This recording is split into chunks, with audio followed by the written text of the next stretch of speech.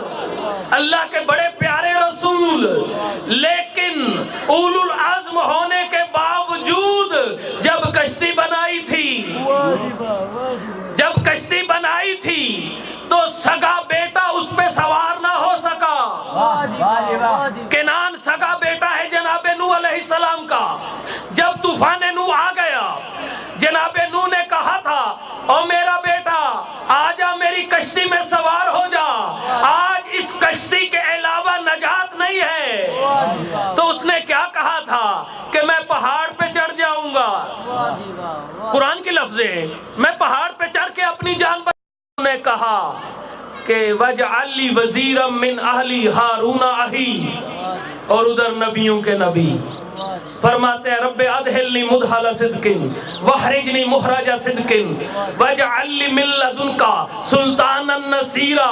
اے میرا پروردگار مجھے اپنی بارگاہ سے نصیر عطا کر، مجھے اپنی بارگاہ سے نصیر عطا کر۔ جناب موسیٰ نے وزیر مانگا، جناب محمد نے نصیر مانگا۔ فرق اتنا ہے موسیٰ نے اپنے پاس سے دیا، اپنے بھائی کا نام دیا، اپنے رشتہ داری کو جتلایا، اور ادھر مصطفیٰ کہتے ہیں وَاجْعَلْ لِي مِن لَدُنْكَ، اے اللہ اپنی بارگاہ سے بھیج۔ تو اب سمجھ آئی کہ علی کو کعبہ میں پیدا کیوں کیا، تاکہ پتہ چل جائے اللہ کی طرف سے آیا ہے۔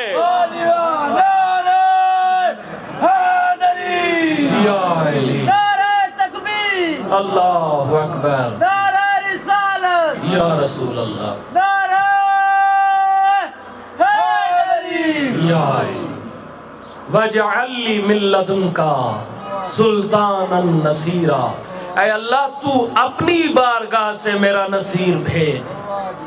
تو موسیٰ کو وزیر ملا موسیٰ کی اہل بیت سے، اور محمد کو نصیر ملا اللہ کی بارگاہ سے۔ تو میرے محترم چوتھے اولو العزم پیغمبر جناب عیسیٰ علیہ السلام۔ میرے محترم آپ ماشاءاللہ بہت اچھا سماعت فرما رہے ہیں، اور میں تو آپ ہی کے علاقے کا ادنا سا طالب علم ہوں، اور میرا یہ طریقہ کار ہے کہ الحمدللہ میں اپنی تقریر میں یا قرآن پڑھتا ہوں یا چہاردہ کا فرمان پڑھتا ہوں، اور الحمدللہ ابھی تک ساری تقریر جو ہے وہ قرآن کے تابع آ رہی ہے۔ تو میرے محترم اب ہیں جناب عیسیٰ علیہ السلام، اور یہ وہ صاحب عظمت رسول ہے کہ جنہوں نے 3 دن کی زندگی میں اپنی رسالت کی گواہی دی تھی، اور اپنی ماں کی عصمت کی گواہی دی تھی۔ آپ کو یاد ہے واقعہ کہ یہود جو تھے انہوں نے الزام لگایا جناب مریم پہ، کہتے ہیں یا اخت ہارون ما کان ابوک امرأ سوء وما کانت امک بغیہ، کہ ہارون کی بہن نہ تیرا باپ بد کردار تھا نہ تیری ماں کوئی ایسی ویسی تھی، یہ بچہ کہاں سے لے کے آ گئی بغیر شادی کے، یہ بچہ کہاں سے لے کے آ گئی۔ اب جناب مریم خاموش رہیں، فاشارت الیہا، جناب مریم نے بچے کی طرف اشارہ کیا۔ اب جب بچے کی طرف اشارہ کیا تو وہ جو یہود کے علماء تھے، قرآن کی لفظیں ہیں، کہتے کیف نکلم من کان فی المہد صبیا، ہم اس بچے سے کیسے کلام کریں، کیف نکلم من کان فی المہد صبیا، ہم اس بچے سے کیسے کلام کریں جو ماں کی آغوش میں ہے۔ تو میرے محترم وہ اگرچہ یہودی تھے لیکن اتنا جانتے تھے جو مریم نے اشارہ کیا ہے تو کچھ راز ہے،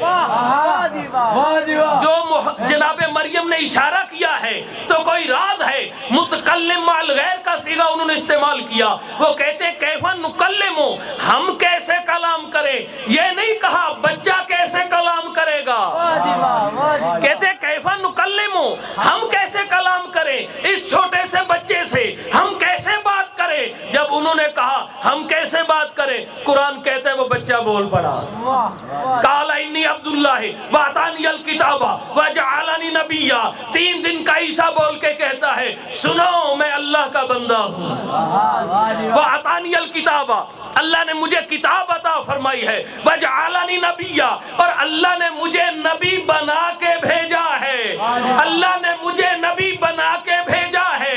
اور میرے شیعہ سنی بھائیوں، یہ جناب عیسیٰ کہہ رہے ہیں، اور عیسیٰ وہ نبی ہے جو میرے اور آپ کے نبی کا کلمہ پڑھتا ہے، میرے رسول کا امتی ہے۔ تو جو امتی رسول ہے وہ کہہ رہا ہے کہ میں نبی بن کے آیا ہوں، تو جو نبیوں کا نبی ہو وہ 40 سال بعد نبی کیسے بنے گا؟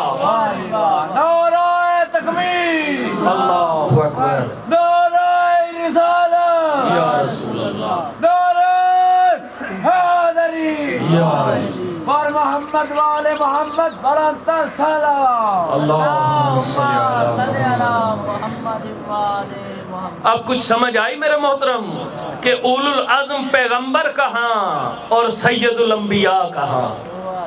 نہیں، جن کو ابھی بھی سمجھ نہیں آئی، اب ایک حدیث کا سہارا لیتا ہوں۔ ابھی تک قرآن پڑھا ہے، اب حدیث رسول مقبول صلی اللہ علیہ وآلہ وسلم، اور حوالہ دے رہا ہوں برادران اسلام کی سب سے معتبر حدیث کی کتاب، صحاح ستہ میں پہلی اور ٹاپ کی کتاب صحیح بخاری شریف، جسے ہمارے برادران اہل سنت فرماتے ہیں کہ قرآن کے بعد سب سے صحیح کتاب صحیح بخاری ہے، اصح الکتب بعد القرآن۔ تو صحیح بخاری میں ارشاد نبوی موجود ہے، کیف بکم اذا نازل ابن مریم فیکم و امامکم منکم، کہ یاد کرو وہ وقت کیسا وقت ہوگا جب تم میں عیسیٰ ابن مریم دوبارہ نازل ہوں گے، جب عیسیٰ ابن مریم تم میں دوبارہ نازل ہوں گے تو پھر کیا ہوگا؟ نبیوں کے نبی فرماتے ہیں کہ ان کی جرت نہیں ہوگی کہ وہ نماز پڑھائیں۔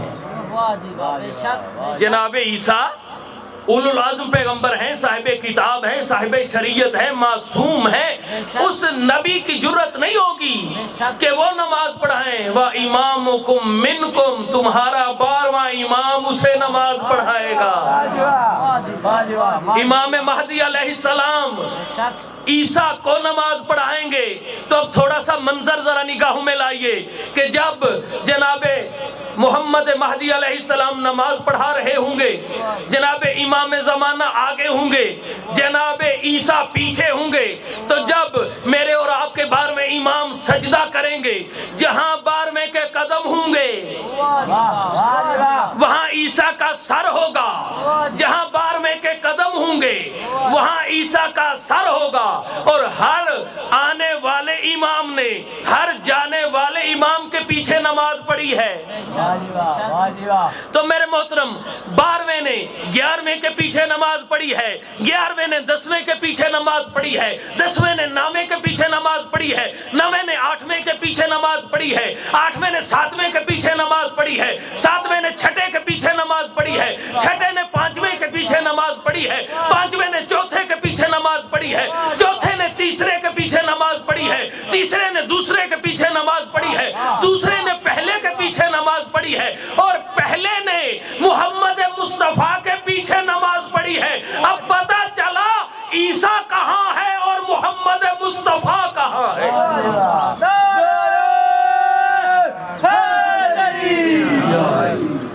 تو میرے محترم، اس دنیا نے مصطفیٰ کو ہی نہیں پہچانا۔ اگر عظمت مصطفیٰ کو پہچان لیتے تو کبھی ایسا نہ ہوتا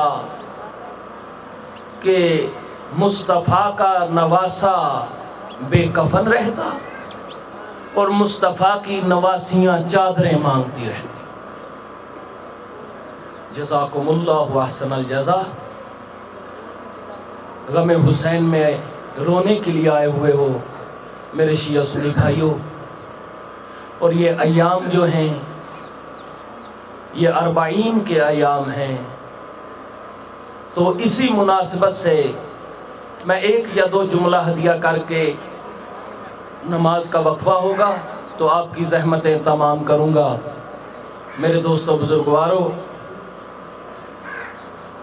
اہل بیت کا قافلہ کوفہ کے بازار سے گزر رہا تھا